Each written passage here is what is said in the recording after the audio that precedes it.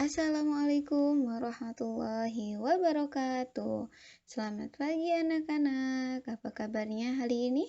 Alhamdulillah luar biasa. Allahu Akbar. Alhamdulillah bertemu lagi bersama Ibu Eni dalam pembelajaran tematik. Hari ini kita akan membahas latihan soal tema 3, subtema 3, subtema 1, yaitu tentang aneka benda di sekitarku. Nah, anak-anak, sebelumnya Ibu mau mengajak anak-anak terlebih dahulu untuk berdoa ya. Bismillahirrohmanirrohim. Robbi zidni ilman warzuqni fahman. May Allah give us knowledge and make us understand. Ya Allah, berilah aku ilmu, pengetahuan, dan pemahaman. Amin. Alhamdulillah, barusan sudah berdoa ya. Mudah-mudahan hari ini kegiatan pembelajarannya berjalan dengan lancar. Nah, sekarang kita lanjutkan masuk ke evaluasi tema 3 subtema 1. Silahkan dibuka buku penanya halaman 24. Pada halaman 24 di sana ada latihan soal subtema 1. Kita bahas sama-sama ya. Bahasa Indonesia. Soal nomor 1. Titik-titik yang membeli mainan itu.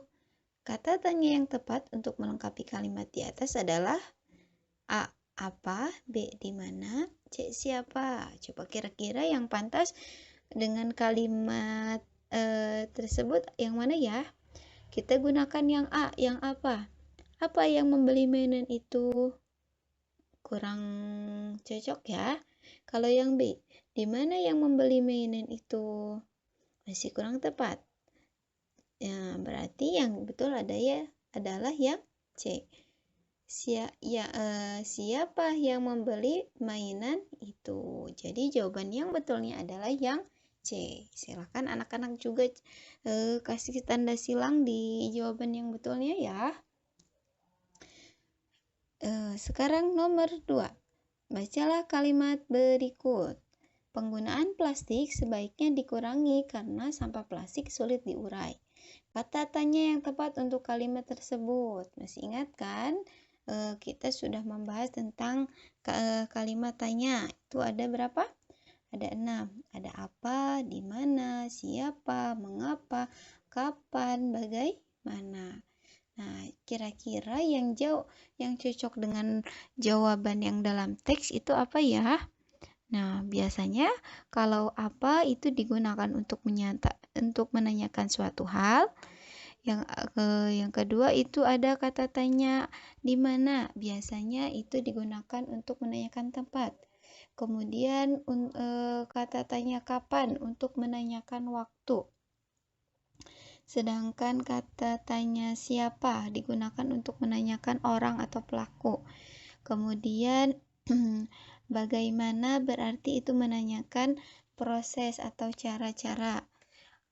Mengapa itu menanyakan sebab. Sedangkan kata tanya di mana itu untuk menanyakan tempat. Jadi kira-kira jawaban yang kata tanya yang betulnya menggunakan kata tanya apa ya? Nah, penggunaan plastik sebaiknya dikurangi karena sampah plastik sulit diurai.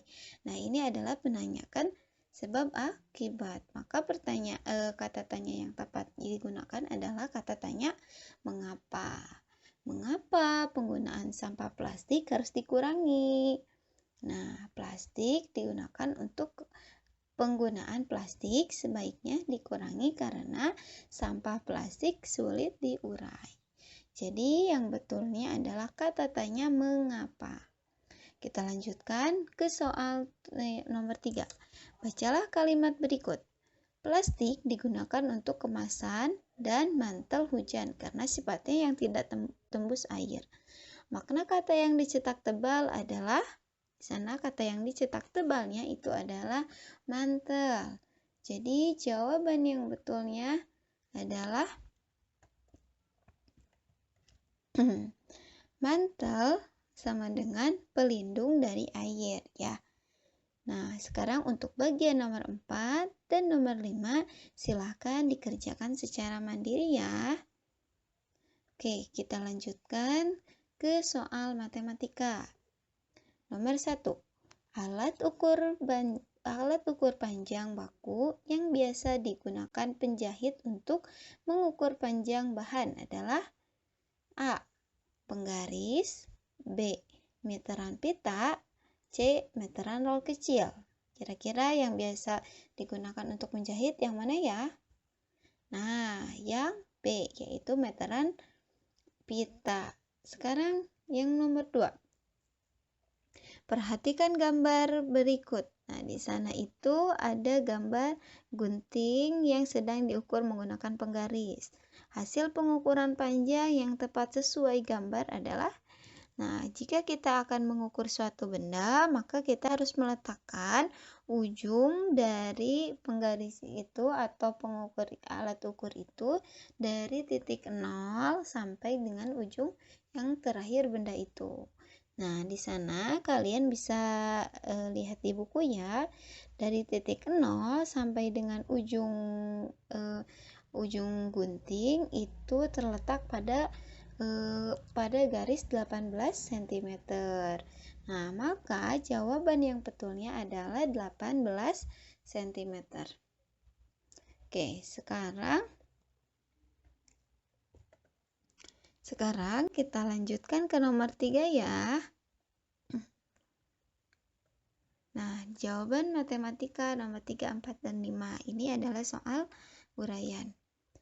2 meter lebih 45 cm sama dengan berapa cm? Nah, karena yang ditanyakannya adalah cm, maka yang bagian yang meter itu kita harus ubah.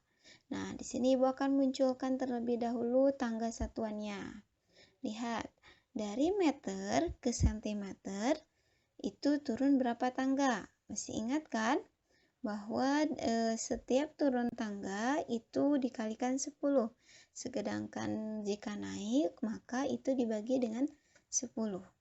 Nah, di sana yang ditanyakannya adalah centimeter, yang ditanyakannya adalah meter ke centimeter. Maka meter, kemudian turun ke dekameter, ke desimeter, meter ke desimeter, kemudian ke sentimeter. Sehingga turun 2 kalinya. Maka setiap turun tangga dikalikan 10. 10 dikali 10 adalah 100. Maka 2 yang 2 meter itu dikalikan 100. 2 dikali 100 sama dengan 200. Sekarang kita jumlahkan. 200 ditambah 45 cm sama dengan 245 cm. Nah, sekarang untuk bagian yang nomor 4 itu tentukan hasil pengukuran panjang berikut. Di sana silahkan kalian ukur dari titik mana sesuai yang sudah Ibu sebutkan ya. Nah, panjang rantingnya berapa sentimeter? Kemudian jika dimasukkan ke dalam meter berapa? Nah, kemudian hasilnya berapa sentimeter? Sekarang untuk nomor 5-nya yaitu tentukan alat ukur panjang yang sesuai untuk mengukur panjang benda berikut. Ini bukan pilihan ganda ya, tapi kalian harus menyebutkan alat ukur apa yang cocok digunakan untuk mengukur benda. Yang pertama di sana benda yang A itu ada panjang buku tulis. Nah, untuk panjang buku tulis kira-kira alat ukur yang cocok digunakan itu alat ukur apa? Yang B tinggi bangku di kelas, dan yang C panjang sisi ubin di kelas ya. Silahkan kalian kerjakan secara mandiri nomor 4 dan nomor 5. Sekarang kita masuk ke muatan SBDP. Nomor 1. Alat musik yang tidak memiliki nada adalah alat musik? Jawabannya A. Ritmis, B. Tradisional, C. Melodis. Kita sudah praktek ya waktu subtema 1, yaitu alat musik yang tidak memiliki nada adalah alat musik ritmis. Yang nomor 2, jumlah hitungan pola irama birama 3 adalah berapa hitungan? A1, B2, C3. Nah, karena birama 3 berarti 3 hitungan. Jawaban yang betulnya adalah C. Nomor 3, alat musik rebana dan kendang dimainkan dengan cara dipukul. Nomor 4, pola irama muncul berulang-ulang dan bersifat. Nah, silahkan kalian jawab mandiri ya. Dan nomor 5, buatlah contoh pola irama sederhana birama 3. Kalian silahkan contoh birama 3. Misalkan sudah dipraktekkan kan? Suaranya saja ya. Misalkan prok prok dung, prok prok prok prok dung. Itu kan birama 3. Atau boleh kalian menggunakan contoh yang lainnya. Oke, kita lanjutkan ke materi ke jawaban PPKN. Muatan PPKN. Nomor 1, musyawarah merupakan salah satu contoh perilaku yang sesuai dengan sila ke titik-titik Pancasila. Ingat kan tentang nilai-nilai Pancasila? Nah, kita baca sama-sama ya. 1, ketuhanan yang Maha Esa. Nah, sila pertama berarti sila ketuhanan. Contohnya berdoa, beribadah, dan lain sebagainya. Kedua, kemanusiaan yang adil dan beradab. Nah, tolong menolong, maknanya itu kita harus saling tolong menolong.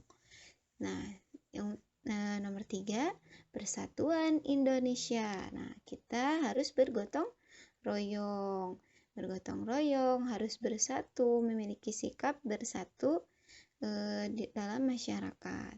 4, kerakyatan yang dipimpin oleh hikmah kebijaksanaan dalam permusyawaratan perwakilan. Nah, ini sila keempat ini tentang musyawarah. Dan yang kelima, keadilan sosial bagi seluruh rakyat Indonesia, yaitu kita harus adil. Nah, kira-kira sila keberapa ya yang sesuai dengan contoh di sini? Nah, keputusan musyawarah merupakan salah satu contoh perilaku yang sesuai dengan sila keempat, yaitu kerakyatan yang dipimpin oleh hikmah kebijaksanaan dalam permusyawaratan perwakilan. Oke, lanjutkan ke soal nomor 2. Keputusan yang disepakati dalam musyawarah lebih mengutamakan kepentingan A. Satu orang, B. Banyak orang, C. Ketua musyawarah. Jawaban yang betulnya adalah yang B. Banyak orang. Nomor 3. Jika musyawarah menemukan jalan buntu, keputusan bersama dilakukan dengan cara sudah dibacakan di halaman sebelumnya. Jika musyawarah menemukan jalan buntu, maka keputusan bersama dilakukan dengan cara voting.